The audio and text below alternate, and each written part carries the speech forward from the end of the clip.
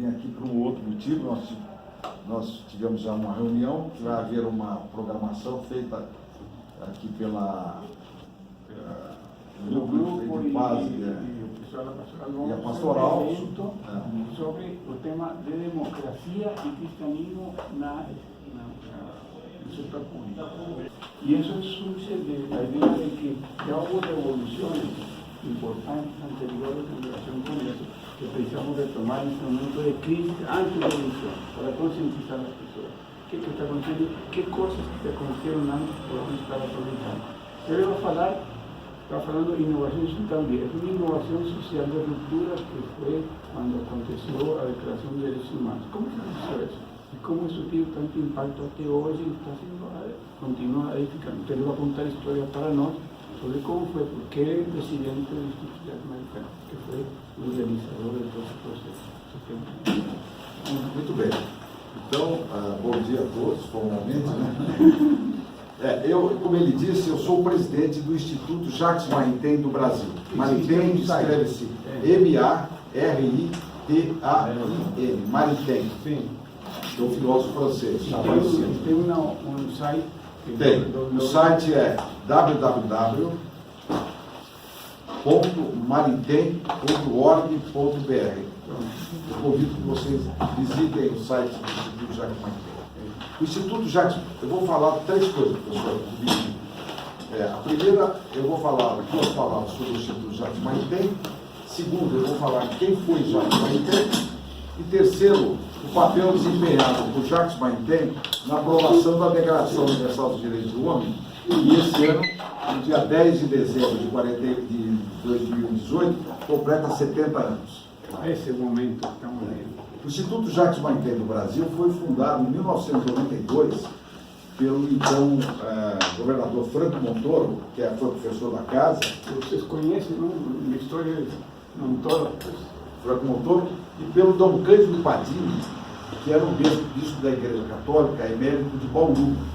Mas ele era beneditino também, e depois que ele se aposentou, se tornou emérito, ele veio morar aqui nos beneditinos, no convento São Bento, aqui no São Bento, ele está enterrado, porque os beneditinos, eles por causa da fundação da ordem, São Bento, né? Que é o patrono da Europa, ora et labora. Eles vivem do que eles próprios fazem lá no convento. E quando eles morrem, eles são enterrados lá. Ele está enterrado aqui.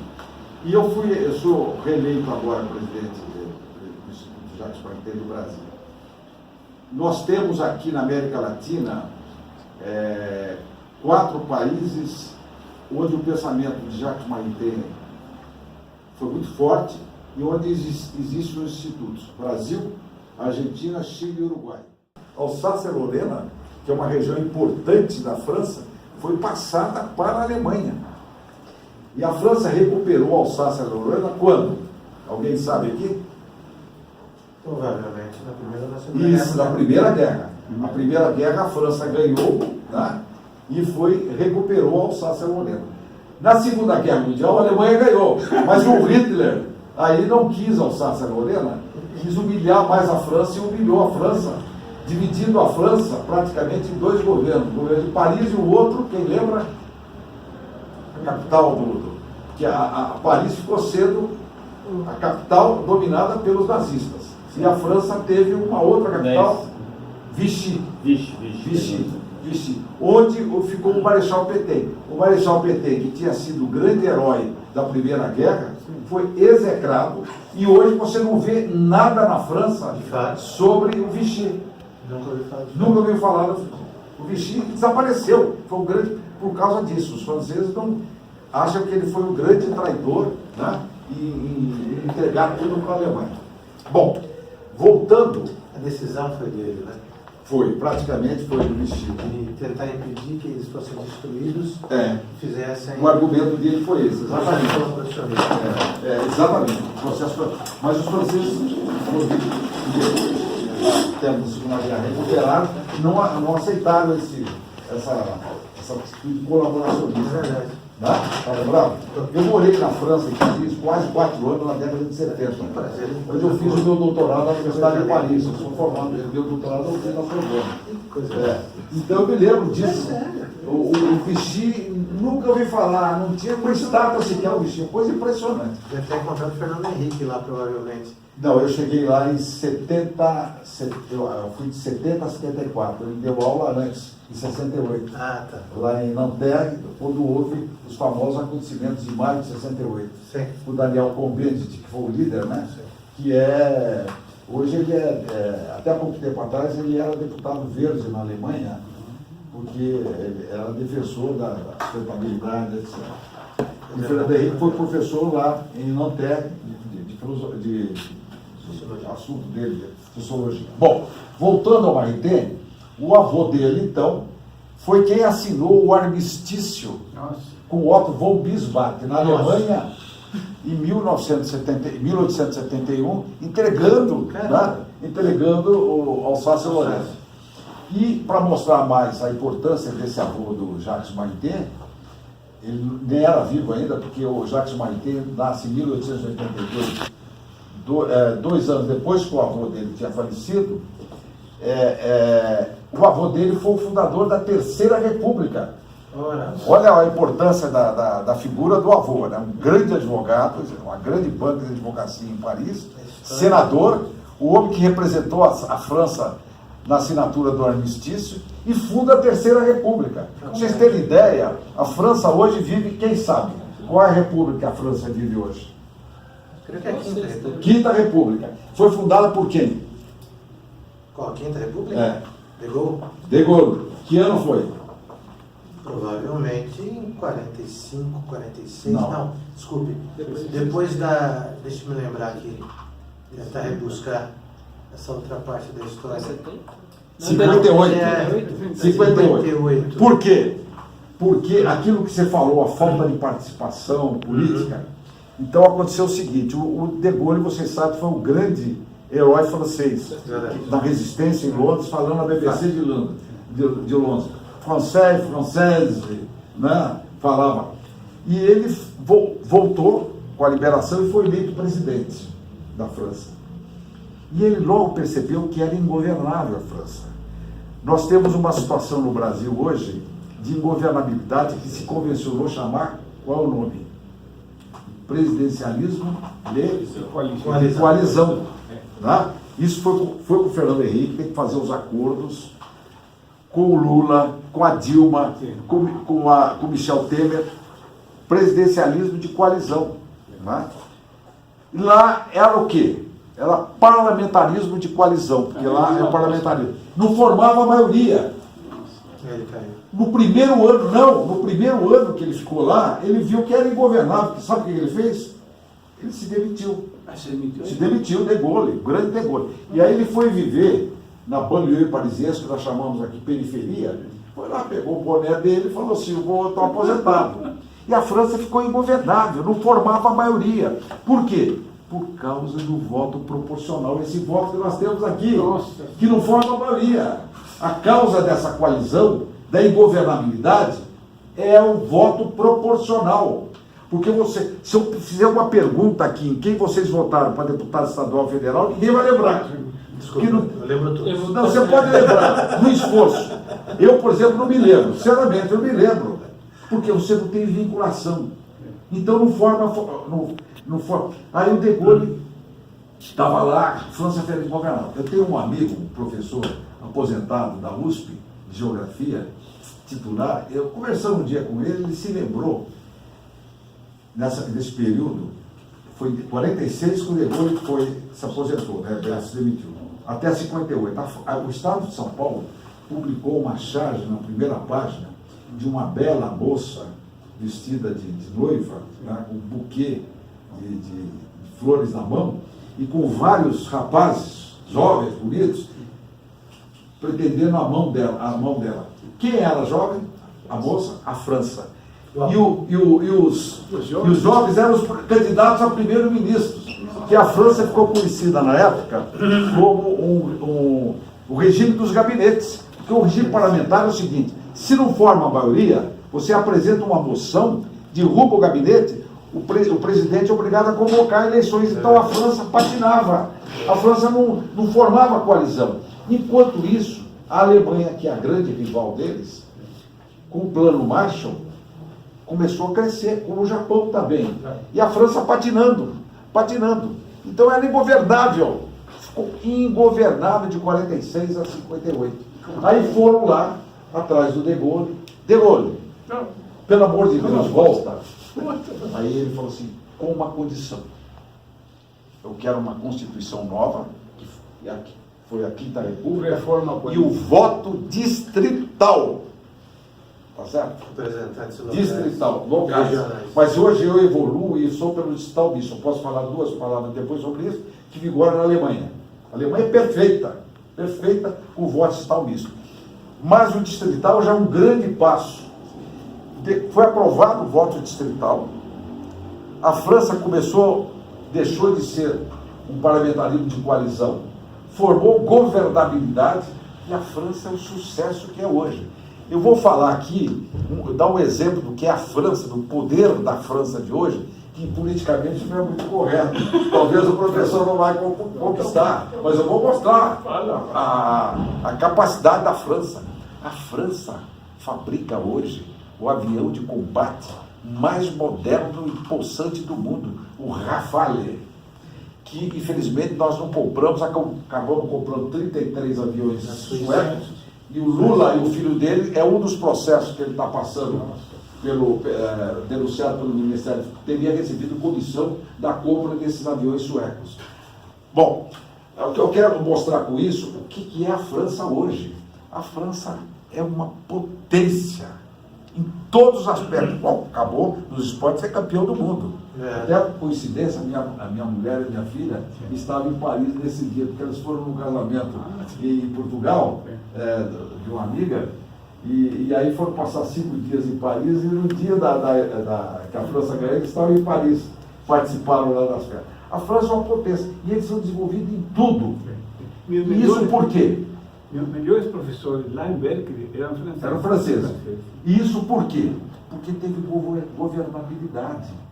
Entendeu? Se não tivermos governabilidade, nós não avançamos.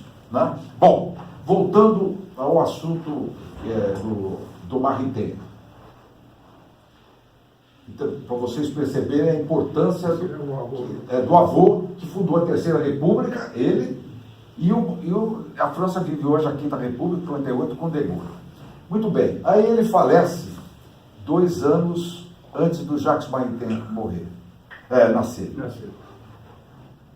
E a mãe do Jacques Maritain, Geneviève, é o nome dela, que é a padroeira de Paris, não sei se sabia, Santa Genoveva. Santa Genoveva que impediu que no século V, depois de Cristo, Átila, lembra o rei dos hunos, que arrasou com a Itália, invadisse Paris e arrasasse. Ela foi lá no portal, porque as cidades eram todas muradas. Santa Genoveva foi lá conversar com Átila e convenceu o Átila não invadir Paris, o rei dos hunos. Bom, Fico imaginando essa capacidade de argumentação. Fico imaginando a capacidade de argumentação. Ou a santidade dela. Ou então o toque santo que deve ter tido. Não tenha dúvida. Bom, e depois o testemunho dela foi com a conversão do bispo de Roma, a santidade do bispo de Paris, que na época era Saint-Germain. Você teve Paris? Saint-Germain é a famosa avenida do 6e arrondissement em Paris, né, onde está o famoso bar lá, onde o Jean-Paul Sartre e a Simone de Beauvoir tomavam lá o De Fleur, e são 2 bares aí famosos. E onde está a igreja mais antiga de Paris, que foi feita no ano 900 depois de Cristo. Bom, voltando aqui novamente. A Geneviève, mãe do Jacques Maritain, filha dessa grande figura da França, educou o filho, e a filha tinha um casal de filhos, da melhor maneira possível. Não tinha televisão na época, o menino foi educado para substituir o avô. Já foi para E também com uma educação um tanto quanto rígida, porque o avô tinha ficado viúvo e se casou em segunda núpcias quando essa filha era nova e ela era protestante. Então a menina foi educada na rigidez protestante. E ela, para o filho, o menino foi disciplinado, né? Educado, tal. Bom, tinha esperança de ser amanhã um grande advogado e tal. Quando ele tinha 17, 18 anos, 16 anos, ele estava empolgado pelas ideias da época, né? Dos socialistas democráticos franceses, né? E é uma pessoa impressionante. E ele era brilhante. E Paris tem um liceu, tem vários liceus. Tem um que é para, que os franceses chamam para la crème de la crème, a nata da nata. Só os melhores alunos que terminaram o ensino fundamental vão fazer o ensino médio nesse liceu Henri IV. Sabe quem estudou lá? Sabe quem estudou lá recentemente? O Macron. O Macron era do interior da França, né? Quando ele começou lá a namorar a professora dele, ele está com 40 anos, ela tem 64. Não, é uma mulher intelectual. Se a mim, meu, se a mim. 24 anos. É verdade. E coincidiu que É uma ele, inspiração para ele. que ele era brilhante, os pais dele fizeram com que indicaram o nome dele, e ele foi escolhido, ele foi estudar nesse liceu Henri IV, o Macron. Só realmente os melhores. E o Maritain estudou lá, no liceu. Então a mãe, esperançosa que ele fosse estudar direito na Sorbonne, para suceder o avô. Aí eles chegam para a mãe, né, para a decepção dela, assim, não, eu vou fazer filosofia e ciências naturais. Que sabedoria, né? Ciências naturais, né? Aí o advogado sucedeu o seu avô e tal. Bom, aí ele foi estudar filosofia na Sorbonne, ciências naturais. E num belo dia, o Jacques Maritain estava distribuindo na Sorbonne, os franceses chamam tract, como é que chama? Papel, né? De solidariedade com os jovens russos que estavam, isso no começo do século XX, que estavam sendo perseguidos pelos czares. Isso antes da Revolução Bolchevista, que é de 1917. Né? E aí sai da sala uma mocinha, né, que veio ser a namorada e a esposa dele, a grande Raíssa Maritain. Distribui, ele não conhecia, distribui, ela pega aquilo, se identifica. Bom, ela é judia, porque os pais tinham vindo para os Estados Unidos, passando pela França, e aí os amigos, porque a coluna judaica na França é muito forte, inclusive eles tiveram um cardeal arcebispo judeu, que veio até aqui no Brasil, Dom Luiz Singer. Tá? Depois eu posso até dizer como ele se tornou, sendo judeu, se tornou cardeal arcebispo de São Paulo. Duas palavras. Ele morava em Orleans, os pais deles foram presos pelos nazistas, e mandaram para... E aí homiciaram o menino, que tinha 5 anos, uma família católica, escondeu por causa da circuncisão. Vocês sabem que os judeus, né, fazem a circuncisão, que é o pacto de Deus com Abraão lá no começo. Né? Então ele estava escondendo o menino, aí educaram o menino, terminou a guerra, chegaram para o menino e falaram o seguinte: olha, nós somos católicos, nós vamos dar educação católica para você, porque nós temos agora adoção, nós vamos dar alimentação, educação, vamos dar educação católica. Agora, quando você tiver 18 anos, se você quiser ser judeu, você segue. Ele chegou falando, não só de continuar católico, mas entrou para o seminário. Foi cardeal arcebispo de Paris, Luiz Singer, teve até de São Paulo. Bom, então, os pais iam lá da raiz, iam para os Estados Unidos, e passaram pela... Não, fica aqui, acabaram ficando. Então, quando o Maritain distribui, ela se identifica. Porque é em solidariedade aos jovens que estavam lá na Rússia perseguindo judeus. Se identificam, né? E os dois ficam... E, por outro lado, os dois tinham o mesmo sentimento. A Sorbonne, no começo do século XX, dominava o ceticismo, o relativismo, né? Eles estavam angustiados com aquilo. Eles estavam angustiados. Então, eles começaram uma amizade e tal. A mãe dele, totalmente contrária, como meu filho namorar uma judia, né, imigrante. e os judeus quiseram namorar um goia, né, que não é judeu, e tinha resistência da família, mas os dois começaram a fazer amizade. Aí eles estavam passeando, onde eles frequentavam muito, no Cartier-Latin, perto da Sorbonne, um jardim chamado Jardin des Plantes. Já teve em Paris, não? Você também teve? Vocês visitaram o Jardin des Plantes? Pois é. Um lugar maravilhoso, né, o Jardin des Plantes, lá em Paris. Aí eles fazem um pacto entre... Eu estou falando tudo isso porque a Raíssa escreve um livro maravilhoso que eu recomendo que vocês leiam. As Grandes Amizades. É um livro dessa grossura. E ela foi uma grande poeta também, a Raíssa. Aí eles fazem um pacto entre eles. O pacto é o seguinte: se eles não encontrassem sentido para a vida em um ano, eles se suicidariam. Nossa Senhora, que forte.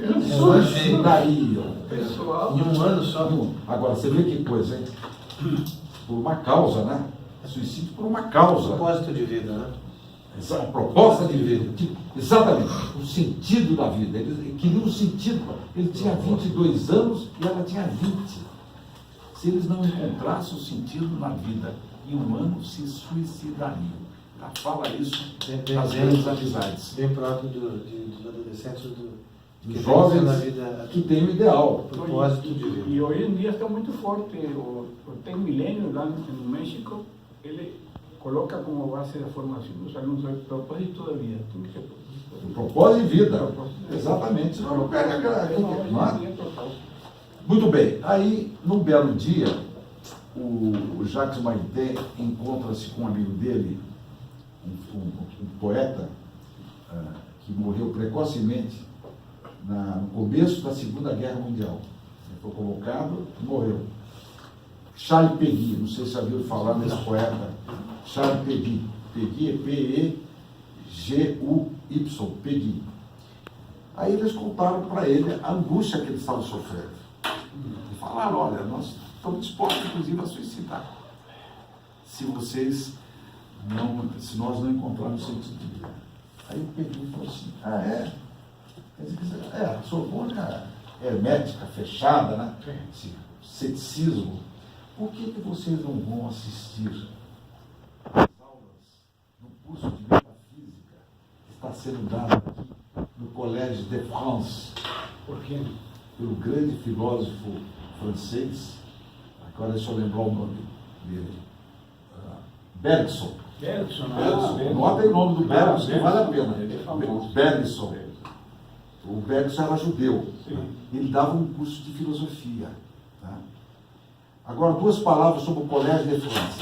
Na Rue des Écoles, ali no Cartier-Latin, fica o Collège de France. Você entra depois numa outra rua, você tem a Sorbonne.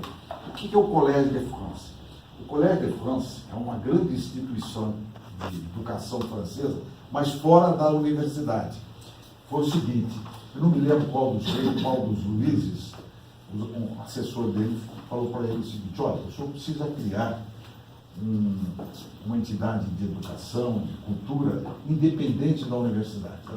A universidade, toda ela padece de um sério risco, toda ela, fechar sobre si mesma. Esse é o perigo. Né? O pessoal busca um cientificismo, né? E fica fechado. Então precisa ter um contraponto. Você vê que visão? Então criaram o Collège de France. Sabe quem foi professor no Collège de France? Aqui. Vocês conhecem a história da fundação da Universidade de São Paulo, né? A Universidade de São Paulo foi fundada em 1934 pelo Armando Salles de Oliveira, que depois veio ser governador de São Paulo. E para fundar a Universidade de São Paulo, sabe o que ele fez, professor? Ele trouxe uma missão francesa, professores jovens que tinham acabado de doutorado de filosofia, de sociologia, de antropologia, uns 10 professores, geografia, trouxe professores da Itália, matemática, e alemães na medicina. Essa é a Universidade de São Paulo, fundada pelo Armando Salles, trazendo esses jovens. Um deles, um francês, é o Claude Lévi-Strauss, antropólogo. Grande, pois é, ele está nessa leva, o Bastide, onde o Fernando Henrique foi aluno deles, as aulas eram dadas em francês. As aulas eram dadas em francês. Eu comecei a falar em espanhol, porque... Espanhol. Então, o Marité foi assistir, com a Raíssa e mais 2 amigos, foi assistir o curso de filosofia, metafísica. Eles encontraram o sentido da vida. Desistiram do suicídio. E ele era um cara aplicadíssimo. Você estava na primeira fila, anotava tudo. Que não está fazendo aquilo. Anotava tudo. E aí, depois terminava a aula, via as perguntas, ele fazia pergunta. E esse grande filósofo francês convidou para ser assistente dele. Aí logo depois... Foi ser assistente desse grande filósofo francês. 2 anos depois, eles encontram um escritor francês católico, Maudit. Sabe o que é Maudit? Maldito. Pela burguesia, pelas católicas convencionais. Por quê? Porque o catolicismo dele era como São Francisco de Assis foi na ordem religiosa, ele foi na vida leiga. Ele queria afrontar aquela vida burguesa que havia, né? Então ele escrevia os livros dele e vendia. Vendia chamava, é muito conhecido, Léon Blois. Blois é B-L-O-Y, o Léon Blois. E o Léon Blois era casado, tinha 2 filhas, viviam pobremente de vender livros. Né? E aí o Jacques Maritain já era professor, né? Ele já tinha ido para a Alemanha e fez o doutorado dele 2 anos na Alemanha, em Heidelberg. Aí ele voltou, mas ele se negou da aula na Sorbonne. Ele foi fazer concurso, ser professor, por causa daquela mentalidade da Sorbonne, no famoso Instituto Católico de Paris, que é a PUC, digamos, de lá. Por que ele se negou da aula na Sorbonne? Por causa daquela mentalidade. Porque ela era fechada? Fechada. Entendeu? E ele voltou, mas não tinha ainda se convertido, né? Não estava. Mas arrumaram a aula para ele lá. Bom, aí através do Léon Blois, eles se convertem e são batizados pelo Léon Blois, se tornam os 2 católicos. E aí o Maritain acaba conhecendo um frade dominicano, o frade Clérissac, C-L-E-R-I-S-S-A-C, Clérissac, que o leva a conhecer Santo Tomás de Aquino. Aí ele vai estudar profundo. O que ele fazia era assim, ele mergulhava, ele foi estudar Tomás de Aquino. Aristóteles, né?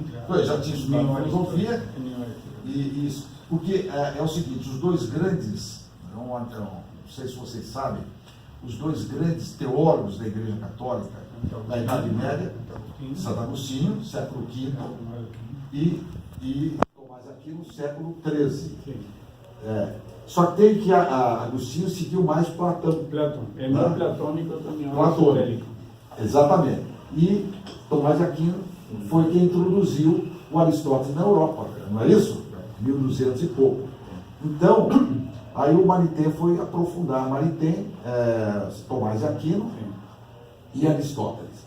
E ficou um grande conhecedor da obra de filosofia aristotélico-tomista.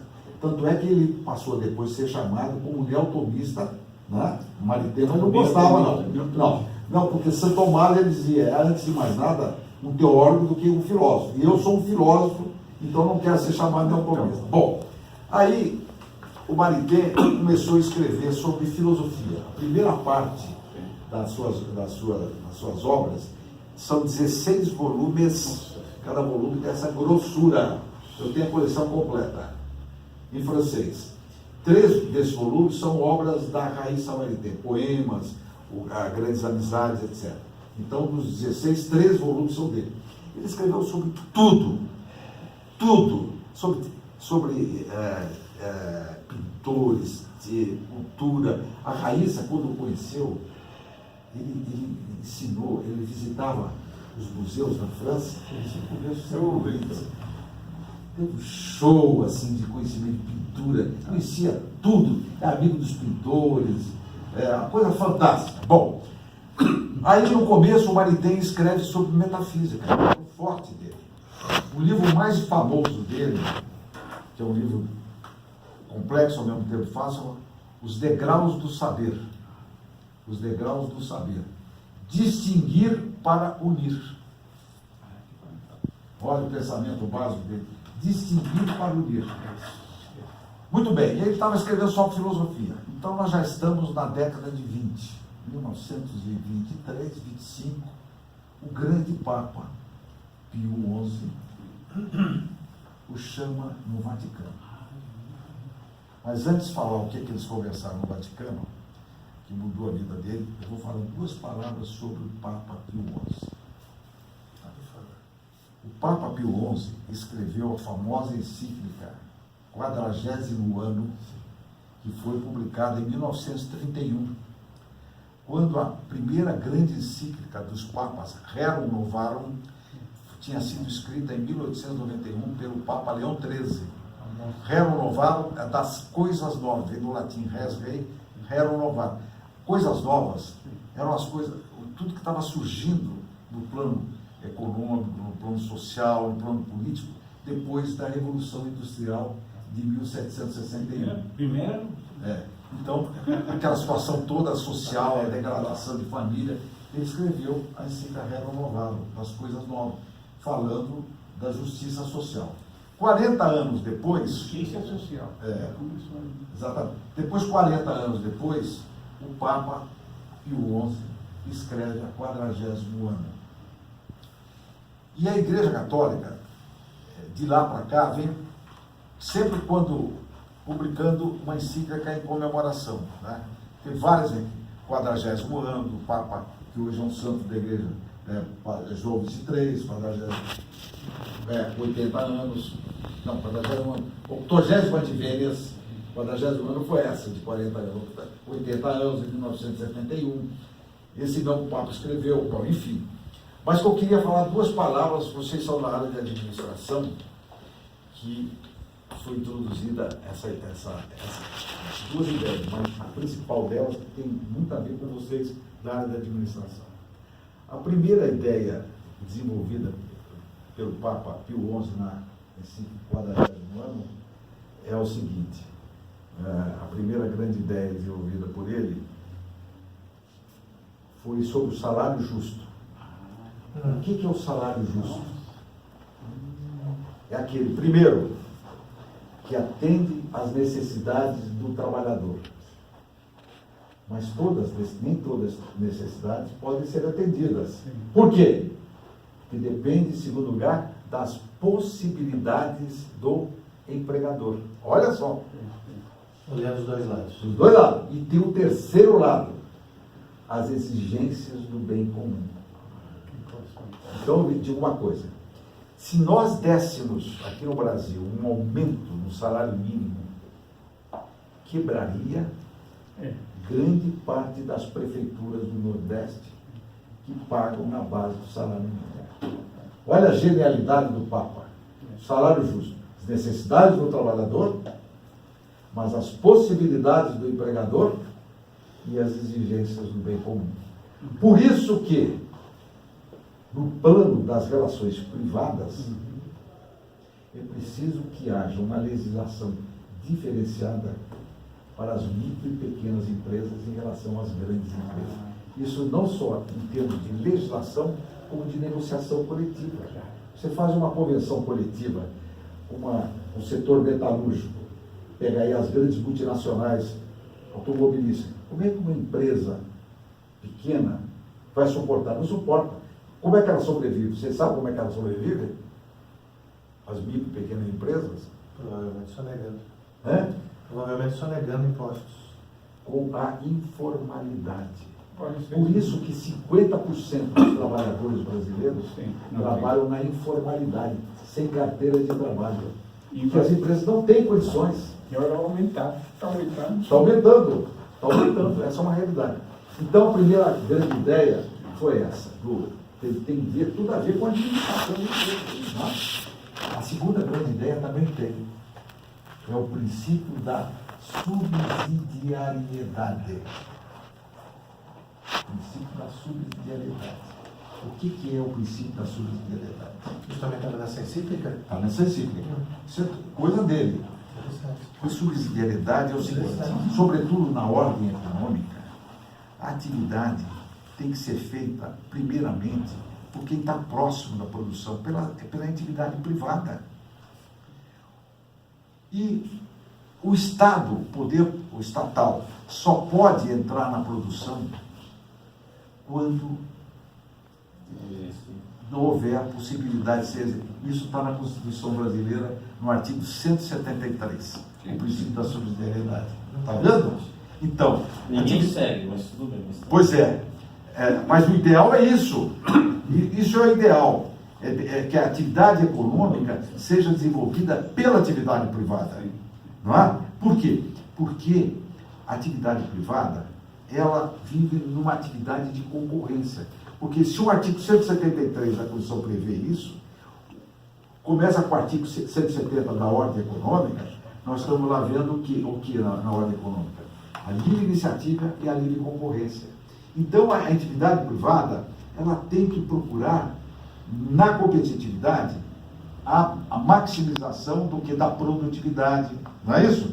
Para ganhar o mercado, isso faz parte da realidade. Não é? Então, o princípio da subsidiariedade. Curioso, né? Tem uma discussão atual sobre produtividade que diz isso. Se a produtividade aumentar, o salário médio aumenta. Exatamente. Então o Brasil seria um país pobre por conta da baixa produtividade. Proporcionalmente a gente recebe pouco salário porque cada pessoa consegue gerar pouca riqueza. Exatamente. Senão ela receberia mais dinheiro.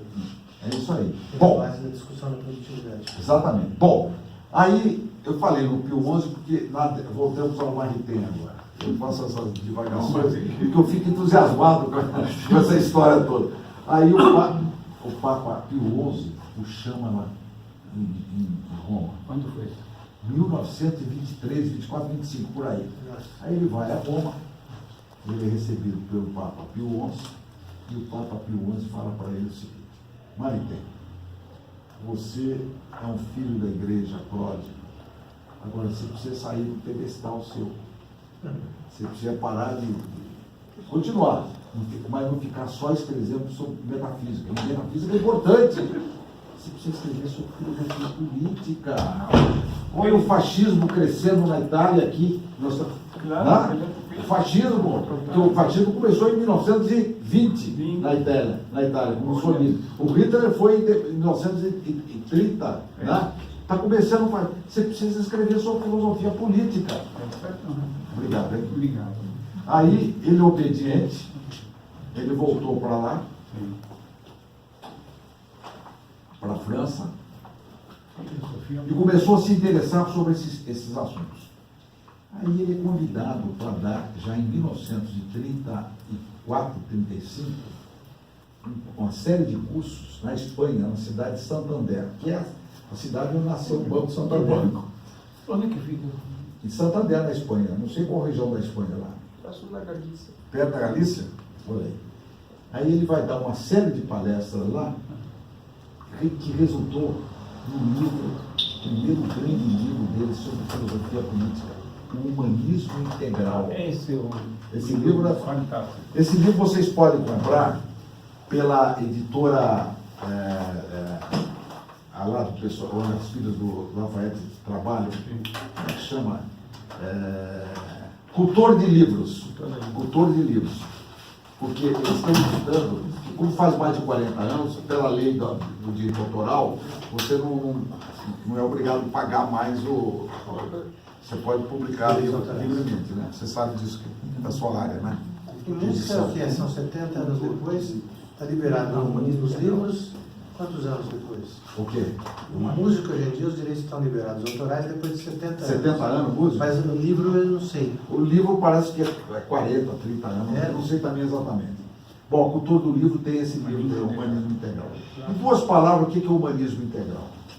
O humanismo integral, para Maritain, não é um humanismo antropocêntrico, mas um humanismo teocêntrico. O que é o humanismo antropocêntrico? O homem como centro da vida. teocêntrico é Deus como centro. Eu vou dar um exemplo que eu sei que é muito discutível, mas é um assunto que eu conheço bem, por questões até pessoais, é a questão do aborto. Os que defendem o aborto dizem que é o direito da mulher. A mulher é que tem que decidir. Esse é o humanismo antropocêntrico. Tá certo? Para os que defendem, que são contrários ao aborto, de uma visão teocêntrica, a vida começa com a fecundação. Isso está provado cientificamente, com a concepção. Então, é uma vida autônoma. Só Deus é que pode doar a vida até a morte natural. O meu pai faleceu há 10 anos, há 11 anos atrás, com 100 anos. E eu vi quando ele morreu. Deu ao último respiro. Mas eu chorei de emoção, né? Ele estava hospitalizado, teve uma pneumonia. O último respiro. Começa a cair aquela que marca lá na... Acabou, Deus, suavemente. Deus. Então é Deus que é o titular da vida, do começo e do fim. Então isso é para Maritain. O que é o humanismo integral? É o humanismo teocêntrico. Agora o livro é uma coisa fantástica. Estou resumindo aqui. Bom, aí ele escreve esse livro. Ele era casado com a Raíssa era judia. E morava com ele também a cunhada dele, a Vera, que era solteira, porque os pais já tinham morrido. E o nazismo começa a graçar na França. Já tinha tomado a Alemanha e começaram as perseguições. E o Maritain já era conhecido nos Estados Unidos, porque ele tinha um amigo que era professor no Canadá e nos Estados Unidos. E o Maritain já tinha ido algumas vezes para os Estados Unidos fazer palestras. Aí ele resolveu exilar-se, autoexilar-se para os Estados Unidos. Em 1938, ele vai lá com a Raíssa. Nossa, nas vésperas. Bem no momento certo. No momento certo. As vésperas da invasão da Polônia. Foi em 1939. Exatamente, a Polônia. E aí ele começa lá a fazer palestras, dar aula nas universidades americanas. Em 1942, ele escreve o seu grande livro de filosofia política, Os Direitos do Homem e a Lei Natural, que também a editora Cultura do Livros edita, pequenininho, baratinho e tal. Os Direitos do Homem E a Lei Natural. e a Lei Natural. E a Lei Natural. Muito bem. Aí, em 42. E aí, em 43, ele escreve o seu terceiro grande livro de filosofia política. Sabe como é que chama, professor? Democracia e Cristianismo.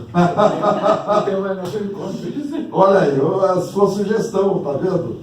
Isso aí é profético. Aí o senhor, quando o senhor colocou, me mandou um e-mail dizendo que a democracia e Cristianismo, eu falei, olha, será que o professor Oi está pensando? Foi uma coincidência ou já tinha democracia e cristianismo? Coincidências não existem.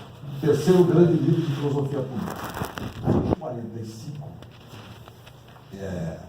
termina praticamente a guerra, ele volta para a França e o general de Gaulle, então,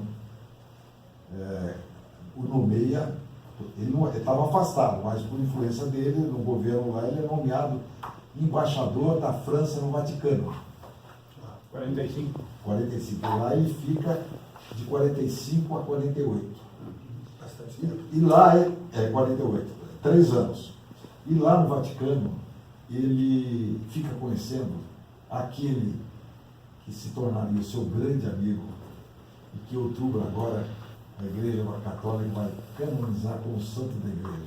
Sabe quem é? Que é hoje Beato Paulo VI. Nossa. Paulo VI, lembra? Era o grande cardeal Montini. Montini. E ele, a Raíssa fala, não é a Raíssa, é um jornalista francês que escreve um livro sobre os dois, Raíssa e Maritain, Les Mendicants du Ciel, os mendicantes do céu. Um livro maravilhoso, sobre os dois. E o Maritain fala o seguinte, que ele conta, duas figuras dentro do Vaticano, embaixador, que contrastavam em termos de personalidade. Paulo VI, que era o cardeal Montini, fez carreira dentro do Vaticano, depois ele vai ser arcebispo de Milão, quando ele é nomeado Papa, eleito Papa, que era uma pessoa efusiva, com pensamento social, que ele era da Brescia, na Itália, a família dele era engajada politicamente. Foi quem traduziu para o italiano o humanismo integral, e ele sofreu algumas divergências dentro do Vaticano, porque tinha um setor conservador, que exigiu um livro avançado. E a figura de Pio XII, que era uma seta, né? Uma seta, diplomata. Mas duas palavras sobre o Pio XII. O Pio XII é muito injustiçado, e a história vai reconhecer o papel que ele ocupou. Porque ele é acusado de ser omisso durante a ocupação nazista na Itália. Mas o que ele podia fazer? Ao contrário, cada vez mais eu fico sabendo que ele salvou muitos judeus, escondendo judeus de congregações religiosas. O processo de beatificação dele está parado no Vaticano, no Pio XII, mas um dia vai ser retomado. Bom, mas aí ele conhece no Vaticano o Paulo VI, depois, na época, cardeal Montini, que sempre o apoiou. E que no final da vida do Maritain, quando ele tinha 90 anos, ele foi ser irmãozinho de Foucault, no sul da França, o Papa queria fazer o cardeal. Nossa. Porque o cardeal não é cargo hierárquico da igreja, é padre, não, presbítero, bispo, arcebispo, não. É um cargo honorífico. Não, gente, eu sabia. Quis fazê-lo. Sempre imaginei que fosse acima de... Não. Aí ele Eles agradeceu. votam, né? Eles votam. Não, mas são eles que Papa. votam, são os cardeais que votam, a escolha do Papa. Mas aí o Maritain agradeceu, não quis ser. Não, eu quero continuar sendo Jacques Maritain. Bom, mas voltando, agora a filosofia política. E a Declaração dos Direitos Humanos. Entra aí na segunda fase dos direitos humanos. Em 1948, o Jacques Maritain escreve a sua grande obra, a sua uma integral, Direitos do Homem, quarta grande obra, O Homem e o Estado. Essa obra é fantástica. O Homem e o Estado. O Homem e o Estado. Essa obra é fantástica.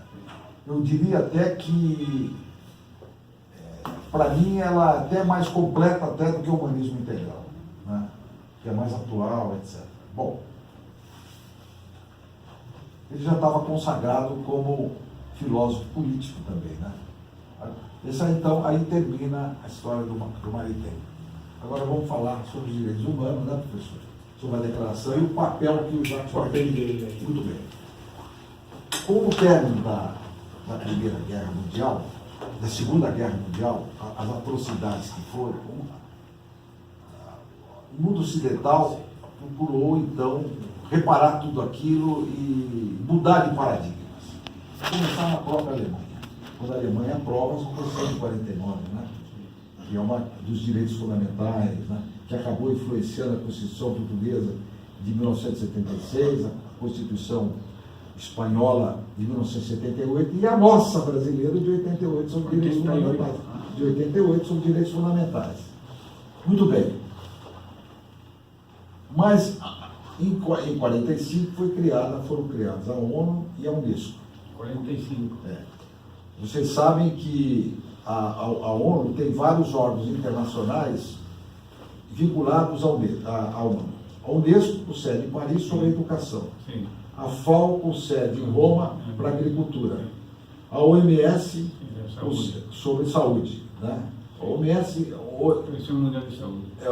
É sediada onde? Alguém sabe onde está? Não sei se... Acho que é Roma também, isso mesmo. E a OIT, que é a Organização Internacional do Trabalho, em Genebra, para o mundo do trabalho. Bom, aí eles resolveram buscar, então, no plano internacional, uma declaração em nível de direito internacional que assegurasse os direitos humanos que foram espezinhados durante a Segunda Guerra. A ideia inicial era a Declaração Internacional dos Direitos do Homem. E como a Unesco tinha uma infraestrutura mais enxuta, nós já estamos em 47. Tá? a Declaração Universal dos Direitos Humanos comemora esse ano 70 anos, dia 10 de dezembro de 2018, porque ela foi aprovada em 10 de dezembro de 48. 48. Então, o que faz a Unesco em julho de 48? Ela solicita às grandes personalidades da época que escrevessem sobre os direitos humanos. Chardin, Aldous Huxley, também, Admirável Mundo Novo. e vários outros. Se não me engano, aquele, como é que chamava aquele asiático que foi para a Inglaterra e depois se tornou herói na Índia lá, o Gandhi também escreveu um texto, e o Maritain escreve um texto lapidar sobre a filosofia dos direitos humanos. O direito humano é um direito natural. E ele se desenvolve de acordo com a realidade do tempo. Novos direitos vão surgindo. Novos direitos. Isso é basicamente a ideia dele. Vocês sabem o que é o direito natural? Direito natural e direito positivo? Direito positivo são as leis aprovadas num determinado estado que nada mais fazem do que transformar em leis os direitos naturais. O direito natural. E o que é o direito natural? Acho que o que tange a sobrevivência humana. E Não matar o outro é o Isso. direito dele de viver. Isso. Então, foi na Constituição. Isso mesmo, isso é o direito positivo, não matar. E da onde você tira essa ideia de não matar o outro? Porque, antes eu pergunto para você, como é que você chama? Luana. Luana, por que não matar o outro? Porque ele nasceu, então ele teve o direito à Porque vida. isso é o bem. O que ele tem, a vida, é o bem. Sim, Não é isso? sim, Não matar é para fazer o bem. sim. Tá. Qual é o contrário do bem? O mal. Mal. Qual seria o mal no caso? Matar. Matar. Então, o direito natural é fazer o bem e evitar o mal. E aonde se encontra? No seu coração, na sua consciência. Esse é o direito natural. Esse é o direito natural. Isso foi desenvolvido por Santo Tomás de Aquino. O direito natural é muito simples. Fazer o bem e evitar o mal. Isso está dentro da tradição védica da Índia. A síntese deles é isso. Fazer o bem, evitar o mal e purificar a mente. E purificar a mente. Mas a origem do direito natural, segundo Tomás de Aquino, é essa. Está no coração, na consciência de todo homem. Fazer o bem e evitar o mal. É a lei não escrita.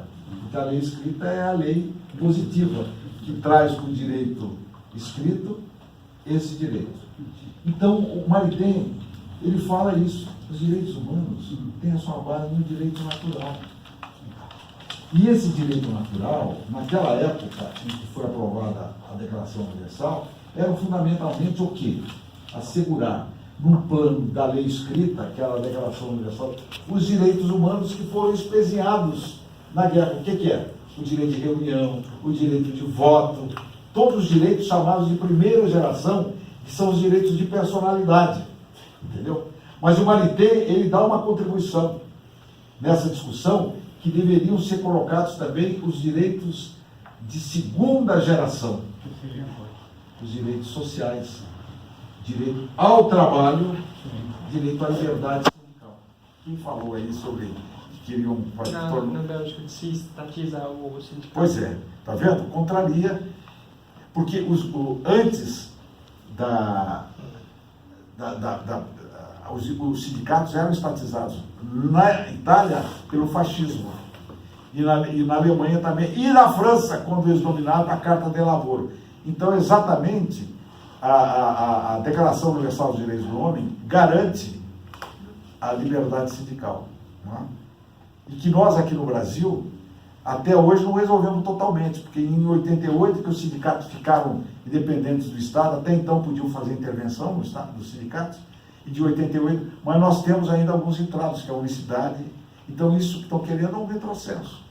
Bom, mas, completando, o Maritain escreveu esse texto, maravilhoso. Esse texto é um texto já mais difícil de encontrar, mas na coleção completa vocês encontram. E onde vocês encontram essa coleção? Aqui na PUC.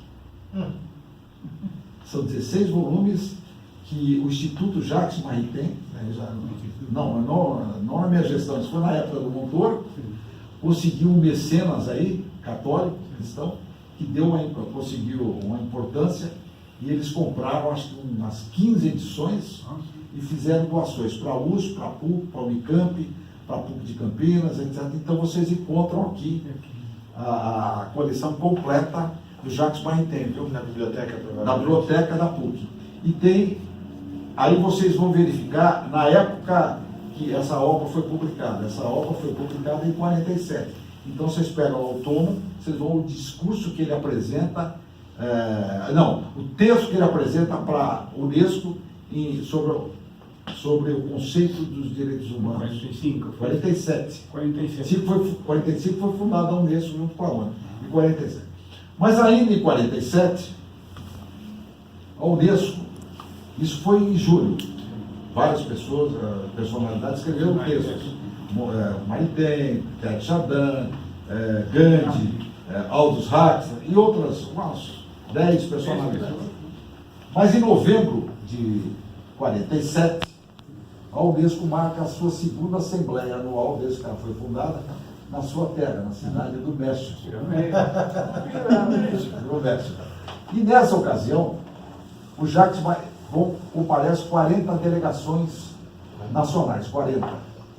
E o Jacques Maritain comparece como presidente da delegação francesa, ele era ainda embaixador da França no Vaticano, foi de 45 a 48, e ele faz um discurso de abertura. E aí a grande contribuição dele foi a seguinte: a Unesco nomeou uma comissão para redigir a Declaração Universal dos Direitos Humanos. Mas havia marxistas, havia cristãos, havia católicos, havia liberais. Se fossem todos se reunir para encontrar um conceito sobre direitos humanos, ele não encontraria o denominador. Eu vou dizer o que ele fez, por isso que ele é conhecido como filósofo prático.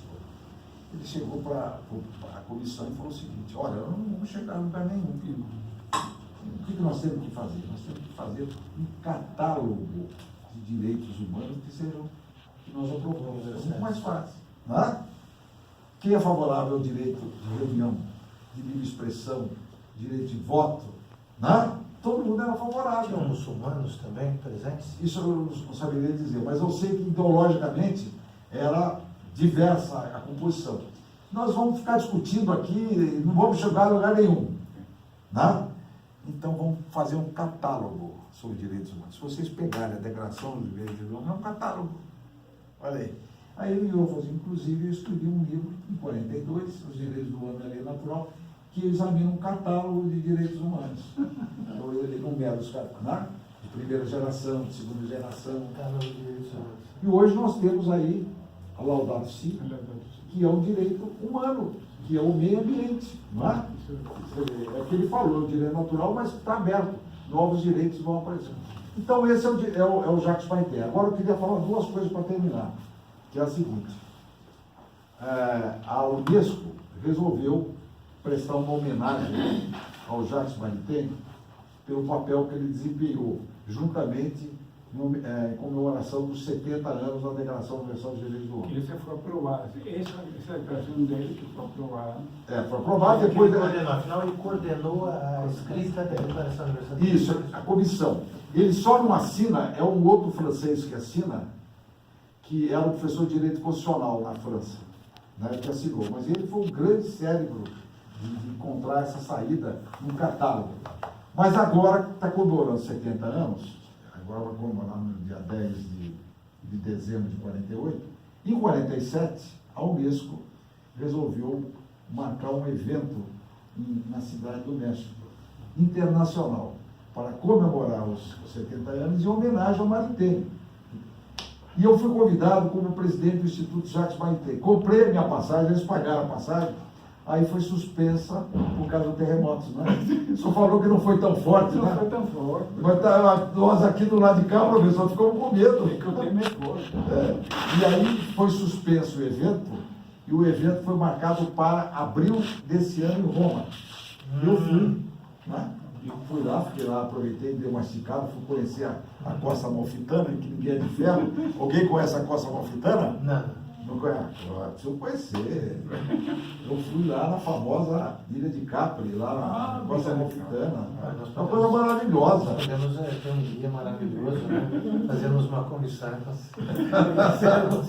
Eu fui lá, eu fui com a minha mulher e uma irmã minha, ficamos lá uma semana na Costa Amalfitana e ficamos 3 dias num lugar maravilhoso.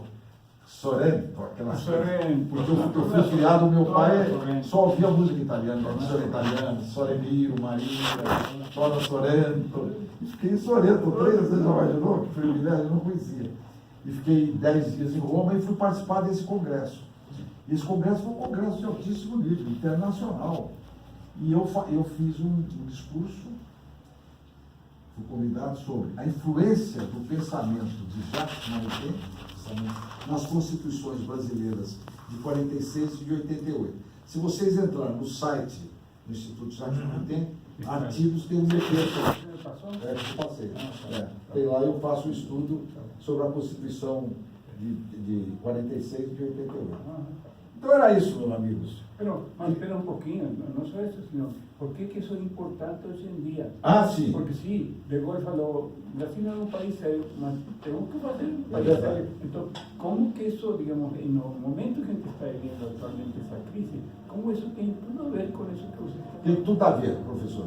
Eu diria o seguinte, eu estou convencido do seguinte.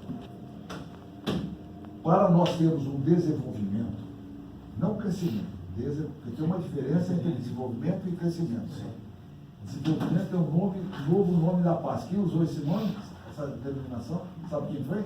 O grande Papa Paulo VI, quando ele escreveu na década de 60, aquele livro, a encíclica dele falando sobre, como é que é o nome da encíclica? O nome da encíclica? Paulo VI. É uma encíclica famosa, que ele fala que o desenvolvimento é o nome da paz. Então, o que nós precisamos do Brasil, fundamentalmente, é um desenvolvimento. Desenvolvimento esse que contemple, sobretudo, o crescimento também da atividade empresarial, da produção, para gerar emprego e para ter renda. Para atender, sobretudo, o quê? As camadas mais pobres, porque a diferença social, eu estive lendo ontem no jornal que 60% das crianças e adolescentes vivem abaixo do nível da pobreza no Brasil. 60%. Você sabia disso aí? 60%. Está no jornal. Permanecendo alto demais. Então, nós temos que resolver esse problema fundamentalmente, social. E a reforma política. E antes disso, já tem a reforma política. E eu digo isso com toda a segurança pelo que ocorreu na França. A França patinava de 46 a 58. Não formava governabilidade. Então, nós precisamos de uma reforma política. Mas precisamos um De Gaulle. Isso. Um De Gaulle aqui. O De Gaulle, está faltando o De Gaulle. Cadê o De Gaulle? Mas podemos ser nós pequenos De Não Gaulle. é sério aqui. Professor, a gente está só 60 anos atrasado. 60 anos. Não, mas dá tempo. Não, tudo bem. Tá otimista. Então, o que nós precisamos, como reforma política, é aprovar o voto distrital misto. Esse que é mas acho que foi aprovado não para esse, mas para a próxima já Eu estava tava bem. nessa Não dúvida. foi aprovado ainda não. Eu tinha na minha mente que o voto distrital havia sido Misto, aprovado. já tinha sido colocado para Sim. a próxima. Mas não chegou a ser aprovado ainda. Ah, não foi? Não foi ainda aprovado. Não. E eu estou informado que existe hoje um clima nesse Congresso de aprovar o voto distrital misto. Não o distrital, vou dizer por quê, e sim o distrital misto. Quem me falou isso foi o próprio relator, o deputado do PT aqui de São Paulo, num debate aqui que houve aqui, Eles baseados na Alemanha. Que... na Alemanha Federal. Por que eu não voto distrital e sim um voto distrital misto? Quando eu estava na França, fiquei os 4 anos lá, em 73 houve eleições para a Câmara de Deputados. E eu, no afã de conhecer bem o francês, não só conhecer, como pegar o assento, porque na primeira exposição que eu fui fazer, né? Não conseguia. Não, eu comecei a falar, o professor meu, eu estava fazendo doutorado, falou, monsieur, attendez, il faut articuler. Il faut articuler, senão ele não entende, fazer o biquinho deles, né? Não, é verdade. Então, no afã eu lia diariamente o jornal Le Monde, me dava ao luxo de ler o Le Monde, ouvia rádio, televisão. Então eu estava a par de tudo. No bairro que eu morava, os bairros lá chamam Arrondissement. Eu morava no 5e arrondissement. Que número que era, professor? 5e arrondissement. Eu só me recordo que ele é uma espiral. É. Né? O bairro central número 1, número 2, número 3. Eu era o 5. Em espiral até o 14. Eu morava na Rue Blanche, Uhum. onde ficava lá, perto do Jardin des Plantes. E eu conhecia tudo, acompanhava tudo. No meu bairro, Arrondissement, tinha um deputado que eles chamam Sortan, sortir, que é candidato à reeleição. Ele era golista, mas era um cara muito pouco, não tinha expressão diante dos outros candidatos que havia. Quem que estava candidato? Tinha um professor de filosofia do direito da França, da Sorbonne, chamado Bribaut, Albert Bribaut. Havia um candidato socialista que estava forte. O candidato do Partido Comunista, forte. Isso antes da plena Guerra Fria, 73. O Partido Comunista forte. O secretário-geral era Georges Marchais, eu me lembro bem. Candidato avulso, porque lá na França tem candidato avulso, que é uma beleza. Eu sou totalmente favorável ao candidato avulso. Ele precisa ter um número de inscrições, porque é um respirador. Né? O cara, né? Porque às vezes os partidos dominam, sufocam. Eu falei, esse candidato, que é a reeleição, não vai pegar a reeleição no distrital lá na França. Se um candidato, igual para prefeito de São Paulo para governador, se o candidato obtiver 51% do distrito, está eleito. Se ele não obtiver, e não pode haver coligação no primeiro turno, se ele não obtiver 51%, vai ocorrer o que eles chamam de balotagem. O que é balotagem? Vai para o segundo turno e os mais votados. Aí pode haver coligação e o mais votado no segundo turno se elege. Eu falei, esse candidato, Sortan, golista, inexpressivo, para meu conhecimento, eu não era francês, eu falei, esse cara não vai nem para o segundo turno. Vieram as eleições, professor, esse candidato tem 53% de votos. Aí eu se elegeu no primeiro turno. Aí eu fui saber por quê. Olha, isso no Cartier, lá, o bairro mais intelectualizado da França, do parisiense, é um luxo, né? Eu fui saber por quê. Ele tinha um escritório simples ali na Rue Monge, e de 15 em 15 dias ele estava no escritório para as pessoas atender as pessoas. Por que eu vou trocar o certo pelo duvidoso? Está vendo? Agora, o voto distrital puro. Ele está próximo das pessoas. Mas ele tem um defeito. Aliás, dois defeitos. Por isso que o ministro é melhor. Vou dizer quais são. O defeito do distrital puro.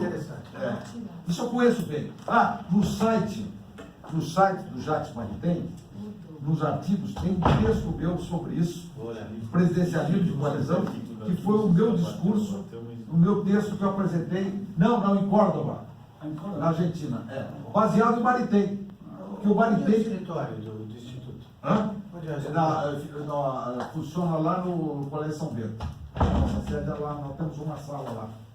Por causa dos beneditinos, que foi o Dom Pedro Padinho, que foi um dos fundadores. Bom, mas quais são as inconveniências do voto distrital misto? É puro.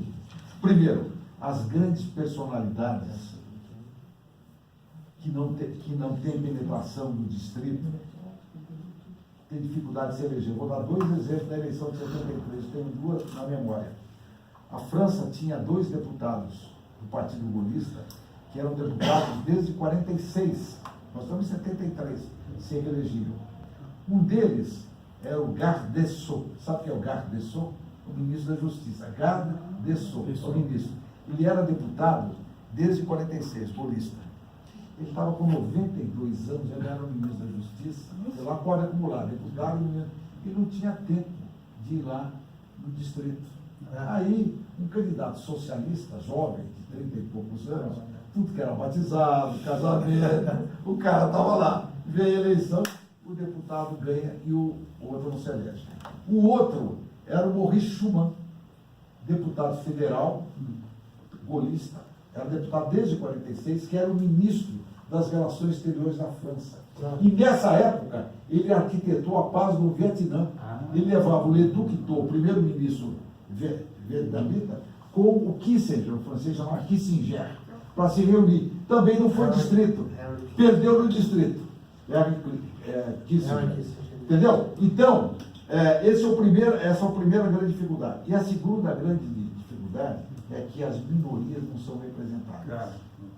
É preciso ter minoria. Tinha um partido lá, porque acaba, o voto distrital acaba num bipartidarismo, ou num 3 ou 4 partidos, no máximo, se tanto.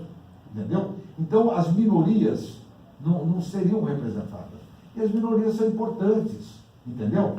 O voto proporcional exacerba as minorias e cria 35 partidos, como nós temos aqui.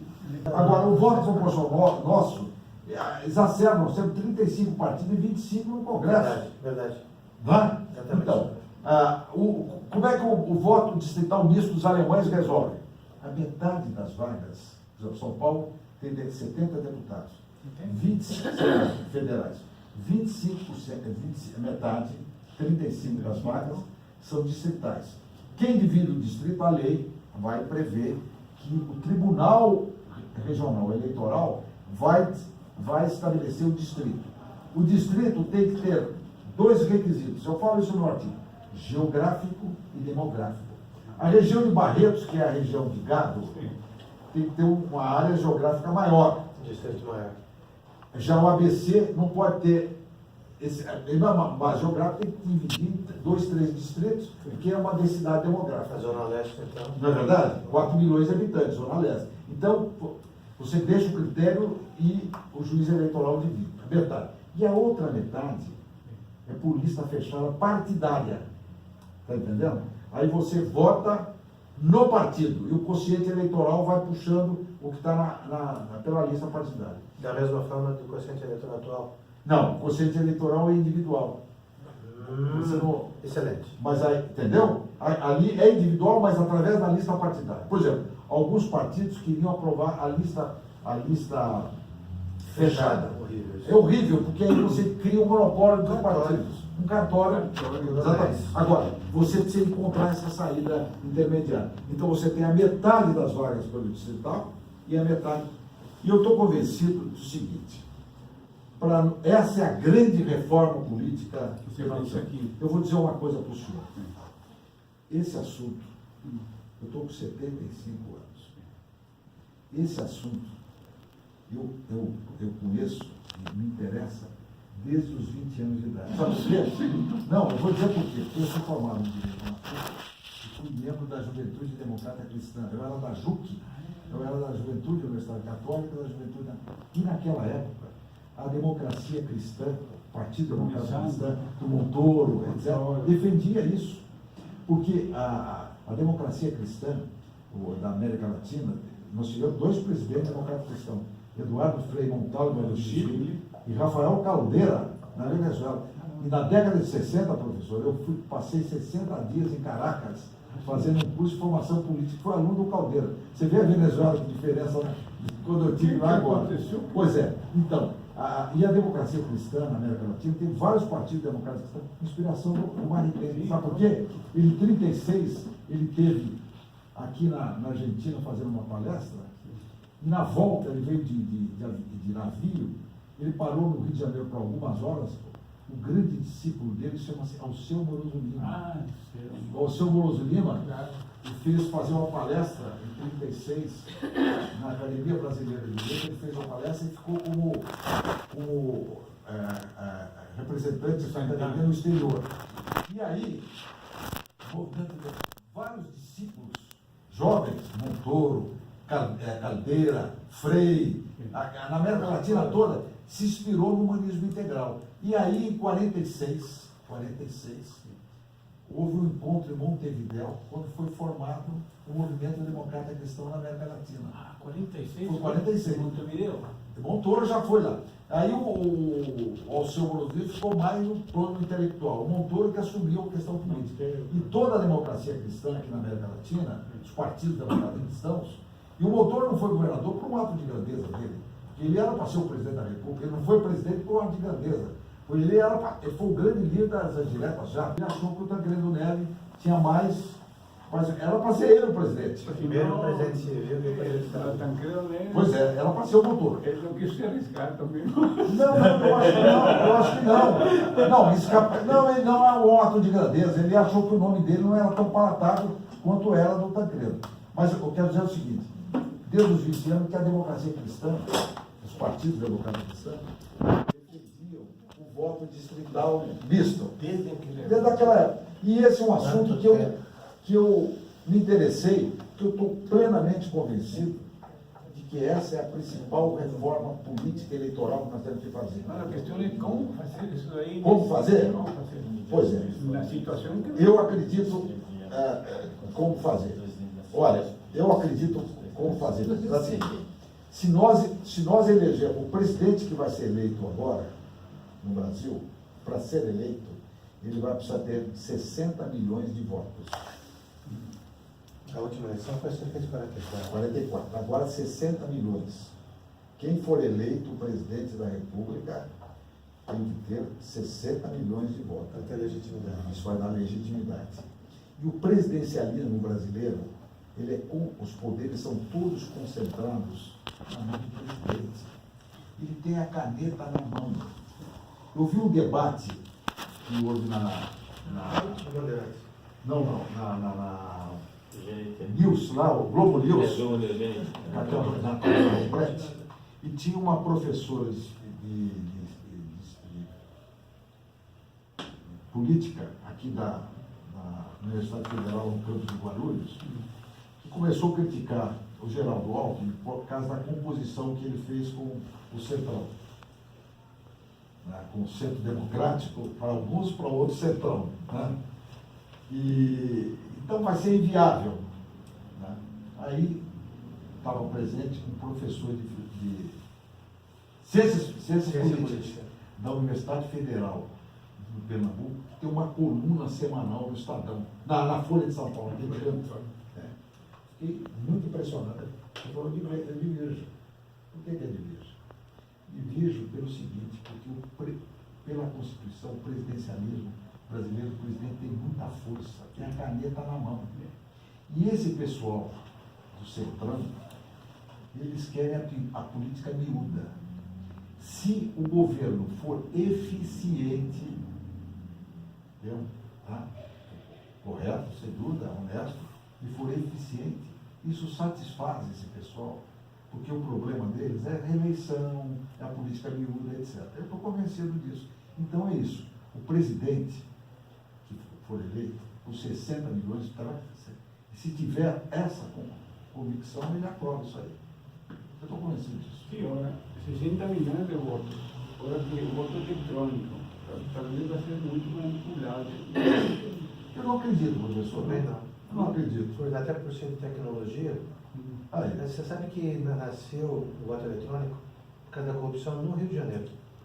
Quando estava se pensando em fazer as urnas eletrônicas, a corrupção no Rio de Janeiro e a fraude era tão grande, que foi a primeira eleição brasileira com urna eletrônica, que foi a única forma que se obteve para garantir que a eleição no Rio de Janeiro não tivesse corrupção. Foi assim que começou o processo. Eu vou falar uma coisa para o senhor, com toda a fraternidade. Sabe quem está defendendo a sua... É estranho que os outros países não aderem, né? Mas não precisa. Estados Unidos. A cultura está diferenciada. Mas quase metade já todo mundo voto com biometria, né? Pois é. Diminui sensivelmente a... Não, tem corrupção, E aí a máquina está lá, porque ele registra. Provavelmente os caras queriam que você levasse embora o papelzinho, o recibinho. Não precisa, porque a máquina ela marca lá dentro. Você pega, se você olhar, você pega e faz um... Então, professor, Olha eu que acho tem um outro que... falando, né? Agora, professor, é o seguinte, essa sua tese aí do eletrônico, só tomar cuidado, sabe quem está defendendo isso aí? o cabo das sombras do Bolsonaro.